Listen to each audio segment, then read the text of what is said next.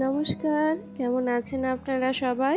আশা করছি আপনারা সকলে খুব ভালো আছেন এবং সুস্থ আছেন। আজকে সকালটা এতটাই রোদ ঝলমলে ছিল আর তেমন পরিমাণ হাওয়া দিচ্ছিল। এখন বাজে ওই 9:30 মতন। তো সকালে ছাদে জামা কাপড়গুলো মেলে দিয়ে গেছিলাম, তো এখন দেখছি সব শুকিয়ে গেছে। তাই ছাদ থেকে নিয়ে চলে গেলাম। আসলে এত হাওয়া দিচ্ছে যে নিচে জামা কাপড়গুলো পড়ে যাচ্ছে। আর এদিকে তো মা দেখি রান্নার সব জোগাড় করতে শুরু করে দিয়েছে। এই দেখুন কতটা ঘি হয়েছে দেখুন। মায়ের এখন এই দুধ নিয়ে যা কাজকর্ম চলে। আর এই যে কড়াইয়ের বাকি যতটুকু ঘি লেগেছিল সেটাও মা কোটোতে ঢেলে নিল। আচ্ছা বলুন তো, এই সব জিনিস কি নষ্ট করতে একটুও ইচ্ছে হয়? তাই এক ফোঁটাও কিন্তু নষ্ট করতে ইচ্ছা হয় না। এদিকে মা ভাত বসিয়ে দিয়েছে আর কুরকুরিদের ভাতও হয়ে আছে। আজকে সকাল থেকে আকাশের মুখ যতই উজ্জ্বল থাকুক না কেন, আমার মায়ের, বাপির আর আমার মুখটা কিন্তু অনেকটাই গম্ভীর হয়ে আছে। কারণ অনেক কয়েকদিন এখানে ছিলাম, এরপর আজকে যেতে হবে শ্বশুরবাড়ি। তাই আজকে বিকেলে এখান থেকে যাব। বেশ কয়েকদিন তো ছিলাম, তাই মনটা না একদম ভার হয়ে আছে জানেন, একদম যেতে মন চায় না।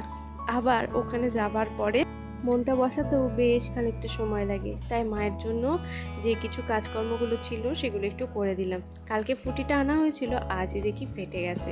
মা বলেছে আজকে আমাকে কোনো কাজকর্ম করতে হবে না, কোনো রান্নাবান্নার দিকে কিচ্ছু করতে হবে না, আজকে মাই আমাকে রেঁধে খাওয়াবে। যাই হোক, কয়েকদিন ধরে তো বাপি খুবই অসুস্থ ছিল, যদিও এখন শরীরটা বেশি ভালো আছে। আর তার জন্য তো মাকে বাপির কাজগুলো করতে হচ্ছিল, মানে এই ধরুন গোয়ালের সমস্ত কাজকর্মগুলো মাকেই করতে হচ্ছিল। তাই রান্না বান্না করে একটু মাকে হেল্প করে দিচ্ছিলাম। তো আজকে মা ওদিকে রান্না করছে থেকে আমি এদিকে জামা কাপড়গুলো একটু গোছগাছ করে নিলাম, কারণ এগুলো তো আমাকে আবার নিয়ে যেতে হবে। আর এই যে সকালে বালিশগুলো রোদে দিয়ে দিয়েছিলাম এখানে, আর তো বালিশগুলো বেশ গরম হয়ে গেছে। আর ভাবলাম বিছানার চাদরটাও একটু জল দিয়েই শুধু ধুয়ে দিই। তাই ওই জল দিয়েই ধুয়ে দিয়েছি, বেশি তো নোংরা হয়নি, কিন্তু জাস্ট জল দিয়ে ধোয়া থাকুক, তাহলে আবার পরে পাতা যাবে। দেখুন, তাই দেখলাম রোদটা তো বেশ ভালোই আছে, ওটা একটু জল দিয়ে ধুয়ে দিলাম। দেখেছেন কত আম, এত আম যে কি হবে ভগবানই জানে। এখন বাপিরও শরীর ভালো নেই, আর মাও তো পারে না আর খেতে, তাই জন্য যে কি হবে কে জানে। আমগুলো কিছুটা জাঁক দিয়ে দিল, কিছু কাঁচা আম রেখে দিল।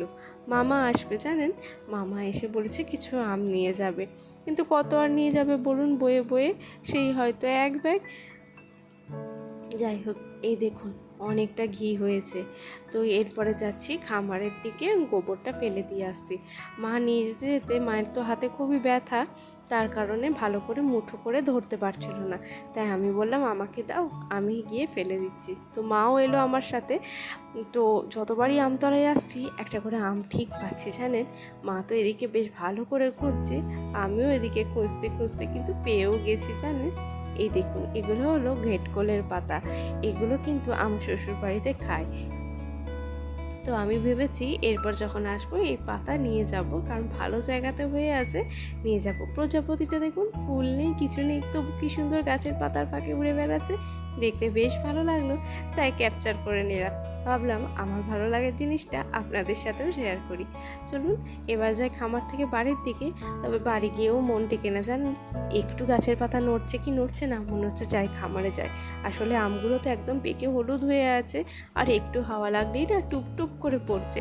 তো মা বললো এখন বাড়ি চল, কিছুক্ষণ পরে আবার আসবি, তো আবার এসে আরেকবার দেখে যাবি।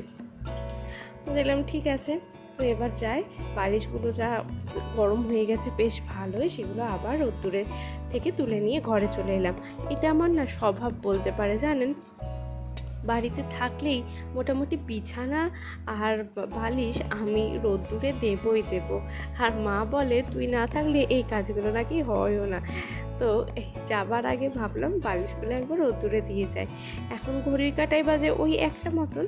আর এদিকে দেখুন অনাথ রানীকে মা খাইয়ে দিচ্ছে। ওর নাম অনাথ, আমি ওকে ভালোবেসে ভুটকুলি বলেই ডাকি। তবে জানেন ওই নামটার সাথেও কিন্তু ও বেশ পরিচিত, ভুটকুলি বলে ডাকলেই হচ্ছে। এই দেখুন আমার এবার স্নান করা হয়ে গেছে, আর এরপর আমরা খেতে বসে পড়েছি। এই যে মা আমার জন্য করেছে কষা কষা চিকেন, আর তার সাথে পটল ভাজা। যদিও ঢেঁড়স ভেজেছিল, কিন্তু আমি তো আর ঢেঁড়স খাই না, সেই কারণে আমি আর ঢ্যাঁড়স ভাজা নিইনি। আর মা খাবার পরে এদিকে বাসনগুলো ধুয়ে দিচ্ছে, আর আমি মাকে বললাম তুমি ধুয়ে দাও, আমি গিয়ে বাসনগুলো মিলে দিচ্ছি। তো চলুন বালির বাসনগুলো মিলে দিই। আমি ওখানে থাকলেই এই বাসনপত্রগুলো বাইরের যে দুয়ারটা করা আছে ওখানে মিলে দিই, কিন্তু মা আর মেলে না, মা ঘরেতেই রেখে দেয়। মা বলে আমার আর অতো বাইরে তোলাপাড়া করতে আর সময় হয় না, আসলে একা হাতে সমস্ত কাজকর্ম করার পর এইগুলো আর মায়ের ভালো লাগে না। কিন্তু কি জানি আমার আবার একটু রোদ্দুরে বাসনটা মেললে আমার বেশ ভালোই লাগে জানেন, জলটা একদম ঝরে যায় আর বাসনে কোনো দাগ টাগ থাকে না, এটা না আমার আবার বেশ ভালো লাগে। দেখুন কি রোদ্দুর হয়েছে, আবার চলে এসেছি জানেন, সব কিছু করার পর মনটা আর বাড়িতে টিকলো না, না চাই। এই দেখুন এসেছি, আর গাছ পাকা আমটা কেমন পেয়েছি দেখুন, বেশ বড় ছিল, কিন্তু মা কিন্তু এরপরেও আরও কয়েকটা খুঁজছিল, কিন্তু আর কিন্তু পাইনি। মোটামুটি আম পাচ্ছি, একটা দুটো করে হলো। এই দেখো এখন মা এই আমটা পেয়েছে, আর এই গাছ পাকা আমগুলো যখন পড়ছে এর স্বাদ কিন্তু দারুণ। এগুলো হচ্ছে হিমসাগর আম, আর এবারে আমগুলো হয়েছে খুব সুন্দর, আর সাইজটাও হয়েছে বেশ ভালো।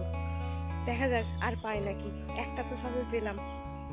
কেউ মনে হয় গাছে এসে ঢিল ছুঁড়েছিল জানেন।